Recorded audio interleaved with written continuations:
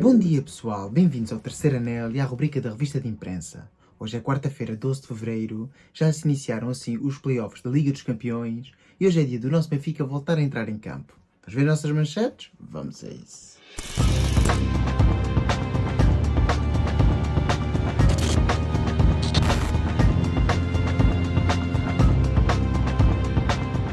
Pois é, meus amigos, hoje é dia 12 de fevereiro e no dia 12 de fevereiro de 1978 aconteceu uma das situações mais caricatas da história moderna do Sport Lisboa e Benfica. O Glorioso recebia em pleno Estádio da Luz o Sporting Clube Portugal em partida a contar para a 16ª jornada do Campeonato Nacional. E após uma primeira parte bastante bem disputada, a partida iniciava a segunda parte com um grande gol de Vítor Batista ao minuto 54. Mas durante os festejos do mesmo, este reparou que tinha perdido o seu brinco de diamante, que na altura tinha custado 10 contos, uma quantia bastante avultada para a época em questão. O mesmo conseguiu convencer o árbitro Rosa Santos a parar a partida durante 10 minutos e convenceu todos os seus colegas de equipa, inclusivamente alguns dos jogadores do Sporting, a procurar esse mesmo brinco. Após quase 10 minutos de procura incessante, não se conseguiu encontrar esse brinco e a partida foi assim reanudada. Naquele que seria o último golo de Vítor Batista ao serviço do Benfica, fica aqui a história bastante caricata. Antes, mais tarde, voltaria a visitar o Estádio da Luz ao serviço do Boa Vista e ao intervalo do jogo voltaria a procurar o mesmo brinco. E agora sim, vamos então ver as nossas capas, mas não sem antes recordar que esta noite estaremos em direto a partir das 19h50 no Watch Along, nessa partida importantíssima no Principado, onde o Benfica vai defrontar o Mónaco, naquela que é a primeira mão dos playoffs de acesso aos oitavos de final da Liga dos Campeões. Estarei eu e o Rodrigo a acompanhar as vicissitudes da partida, onde antes faremos primeiro uma análise dos 11 iniciais e no final faremos um rescaldo da mesma. Por isso já sabes, se não vais até ao Mónaco e vais estar em casa a ver a partida, não o vejas sozinho. Vem ficar connosco a partir das 19h50 no Watch Along do Mónaco Benfica. E agora sim, vamos então ver as nossas capas e começamos como sempre com o nosso jornal amigo do Norte, o jogo. KO ao primeiro assalto. Os alemães gelam Alvalade e praticamente empurram os leões da Europa. No Sporting 0, Borussia Dortmund 3. E Rui Borges diz, era preciso estarmos a 200% e nem assim estamos. É assim, meus amigos, eu já tinha previsto que isto poderia acontecer não a goleada no estádio José de Alvalade, porque eu não faço antevisões do jogo do Sporting, mas quando fiz a análise destes playoffs da Liga dos Campeões, eu dei como claro favorito o Borussia Dortmund. Pois embora não esteja a atravessar o melhor momento na Bundesliga, só quem não viu partidas do Borussia Dortmund desta temporada é que não sabe do seu potencial avassalador em termos de jogo ofensivo. É um facto que o Sporting até entrou bem na partida e teve algumas situações de perigo, nomeadamente um remate à trave, mas o Borussia Dortmund foi demasiado Dortmund para muito pouco Sporting. Ainda aqui no Futebol Clube do Porto, Vilas Boas ganha terreno. Recuperação de 66 milhões de euros nos capitais próprios. Entretanto, há confiança no futuro e diz o mesmo que os próximos exercícios serão positivos. O semestre fecha com 334 mil euros de lucro. Entretanto, Angelino Ferreira responde a Pinto da Costa. O líder do Conselho Fiscal e Disciplinar diz serem totalmente falsas as acusações do ex-presidente. E assim, Sr. Vilas Boas, acabas o trimestre com um salto positivo porque vendeste 2 jogadores a um preço elevadíssimo, mas não sei se vais conseguir fazer isso nos próximos mercados de transferência e colmatar assim a ausência de qualidade desportiva. Pois o Futebol Clube do Porto, tal e qual como o Benfica ou o Sporting, não podem apenas pensar em vender jogadores sem primeiro cimentar as bases do projeto desportivo. E ainda aqui no Braga, 60 milhões suportados sem apoios. Quem o garante é António Salvador, que inaugurou o estádio para o futebol feminino. Já no Guimarães, esta é uma direção esburacada. Quem o garante é o candidato Luís Cirilo, que ataca António Miguel Cardoso. E no Boa Vista, meia dúzia de reforços para Vidigal. Kurzawa, Moussa Koné, Van Ginkel, Vaklik, Kakai e ainda Fogging foram inscritos. E aqui está então o Boa Vista a fazer um all-in na tentativa de não descer de divisão, pois isso seria nefasto, quer para as contas, quer para o prestígio do clube. Mas a nós o que nos interessa sim é o primeiro destaque do nosso Benfica. Precisamos de mentalidade assassina. Quem o garante é Bruno Lage. Quer mais eficácia face às oportunidades criadas. Entretanto, Pavlidis diz que não serve apenas para marcar golos. Temos então o Benfica-Mónaco, aliás, um Mónaco-Benfica, a partir das 8 da noite. Ora, em primeiro lugar, quero dizer que até gosto das palavras de Bruno Lage, como é evidente, e mostra assim uma vontade de vencer a partida. E algo que tem faltado, na minha opinião, é a ambição à equipa encarnada. Ontem à noite estivemos em direto no Bolo ao Centro, onde estivemos a fazer o rescaldo da vitória frente ao Moreirense e ainda a antevisão da partida desta noite frente ao Mónaco. E uma das coisas que falámos é muitas vezes faltar ambição e contundência a este Benfica. E por isso só espero que esta noite Bruno Lage e os seus pupilos tenham as ideias bem orientadas. E é assim, não vale criticar tudo. Eu não gosto exatamente da expressão da Bruno Lage, da mentalidade assassina, mas percebo perfeitamente que vem do termo inglês killer. E killer é goleador, embora seja a tradução assassino. Mas eu percebo perfeitamente. O Benfica cria imensas situações de golo e o Benfica tem que começar a materializar essas mesmas situações. O Benfica não pode continuar a criar 20, 25 ocasiões ou situações dentro da área adversária do rival e acabar por rematar cerca de metade, das quais apenas cerca de metade dessa metade vai apenas à baliza e os gols do Benfica acabam por ser bastante escassos. O Benfica tem que começar a finalizar as suas jogadas, nomeadamente de cara à baliza adversária, pois ao fim e ao cabo o poder ofensivo do Benfica é por demais evidente. Temos jogadores de grande qualidade, mas temos que começar realmente a efetivar no marcador o resultado dessa mesma qualidade.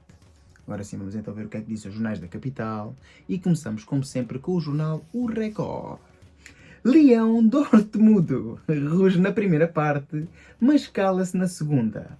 No Sporting 0, Borussia Dortmund 3. E entretanto, Rui Borges diz: falta a Gyökeres ar nos pulmões. O sueco ficou a fazer sprints após o apito final. Trincão diz que fomos por aí abaixo e Bragança diz precisamos de mais maturidade. Entretanto, aqui ainda o destaque para os resultados: Manchester City 2, Real Madrid 3, Brest 0, Paris Saint-Germain 3 e Juventus 2, PSV 1, que foi exatamente o tema no rescaldo no prolongamento de ontem à noite. Que já sabem, é aquele short do final do dia onde eu falo de futebol internacional. E em dia de Champions, como é evidente, o destaque tinha que ser para a Liga dos Campeões. Nem sempre é futebol, outros dias também há outros desportos. Ainda relativamente aqui a esta partida do Sporting, eu acho que esta desvantagem obtida em Alvalade é praticamente insalvável para o conjunto leonino, pois acho muito complicado o Sporting ir à Alemanha e conseguir marcar 3 golos que seja para poder levar a partida primeiro a prolongamento e depois eventualmente a penaltis. E já marcar 4 golos na Alemanha, isso seria um feito heroico. É assim, no futebol nada é impossível, mas na minha opinião estão praticamente afastados a 100% da Europa. Ainda aqui no Futebol Clube do Porto, SAD com lucro, 334 mil euros positivos no primeiro semestre. Cortes compensam a ausência das Champions. Entretanto, Aslino Ferreira desmente Pinto da Costa e Miguel Sousa Tavares diz: Futebol Clube do Porto não pode jogar com 3 centrais. Ora, aqui o poeta então do futebol português a dizer algo que na minha opinião até faz sentido, pois eu também sou contra a tática dos 3 centrais. E agora vão-me dizer que há clubes que já tiveram grandes resultados, como foi por exemplo o caso do Sporting, mas isto foi uma situação específica com um treinador específico. Eu sinceramente não gosto da tática de 3 centrais e acho que para Portugal deve-se jogar um 4-3-3, 4-2-3-1 ou 4-4-2, pois são as táticas que para um clube grande melhor se assemelham àquilo que é a originalidade do futebol em Portugal. Um futebol ofensivo e não um futebol de contenção. Mas enfim, isto é apenas a minha opinião. Mas a nós o que nos interessa não é as táticas do Futebol Clube do Porto, nem as suas finanças, nem as táticas do Sporting. Queremos assim saber do destaque do nosso Benfica. É preciso mentalidade assassina. Lage dá a receita. O treinador admite titularidade de Di Maria. Marca sempre nos jogos decisivos, diz o mesmo. Já Pavlidis diz: não há que ter medo de nada para o Mónaco Benfica hoje às 8 da noite. E é assim, Bruno Lage já tinha dado a entender na conferência de imprensa, no pré e no pós-jogo do partida com o Moreirense, que Di Maria estava a ser poupado para eventualmente poder jogar no Mónaco e eventualmente até já tinha dado indicações que poderia ser titular. Nada me estranha, pois ao fim e ao cabo o astro argentino costuma ser um jogador preponderante nos grandes jogos para Bruno Lage e assim sendo acho que vai arriscar e jogar com Di Maria de início. Não sei a condição física do jogador, não sei se encontra a 100%, mas acho difícil após a tal mialgia de esforço que o jogador vem a apresentar nos últimos dias e assim sendo, pode ser um risco jogar com o astro argentino de início. Também é um facto que a sua capacidade de passe, visão de jogo e capacidade goleadora podem ser definitórios no jogo do Principado, mas quando o jogador não está a 100%, é sempre um risco arriscar no mesmo. Já vimos, por exemplo, o exemplo no Sporting e as coisas não correram bem. E no passado, ao serviço do Benfica, outros jogadores também já jogaram sem estarem 100% e acabaram por não render aquilo que era esperado. Vamos agora ver então o último destaque dos jornais desportivos e ver o que é que o Jornal da Bola nos traz hoje.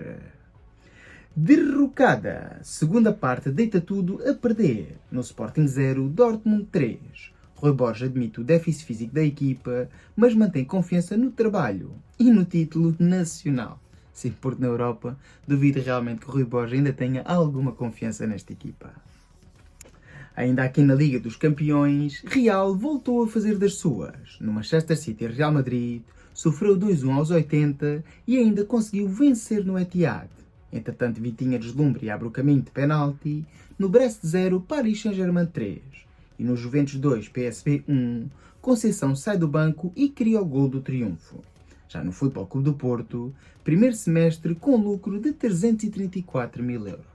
Já percebemos todos que o Futebol Clube do Porto teve um lucro de 334 mil euros.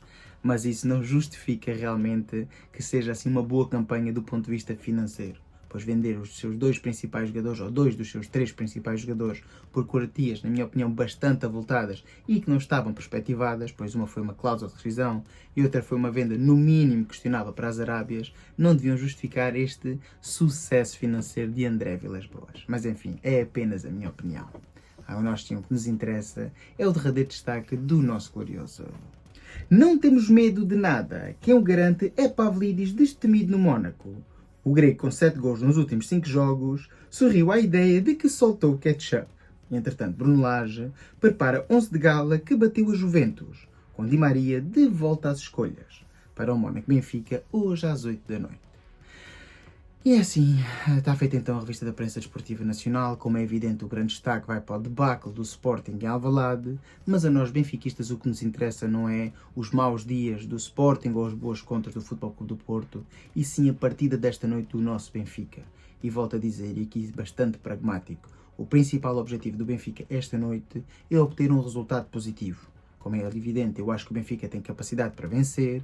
Inclusivamente, ontem estivemos em direto no Bola ao Centro, onde fizemos assim o rescaldo da partida com o Moreirense e a antevisão desta partida com o Mónaco. E já por essa altura eu tinha dito que o Benfica, na minha opinião, tem capacidade para sair hoje à noite do Principado com uma vitória no bolso. O meu resultado, a minha perspectiva, seria um 2-1 para o Benfica. Mas o mais importante é obter um resultado positivo. Um resultado positivo é tudo aquilo que não seja uma derrota. Pois não nos podemos esquecer que isto é uma eliminatória a duas mãos e para a semana vamos receber um Mónaco em pleno estádio da Luz. Como é evidente, uma vitória deixaria o caminho mais fácil, mas é preciso entender que esta noite há que fazer um jogo bastante pragmático e bastante eficiente.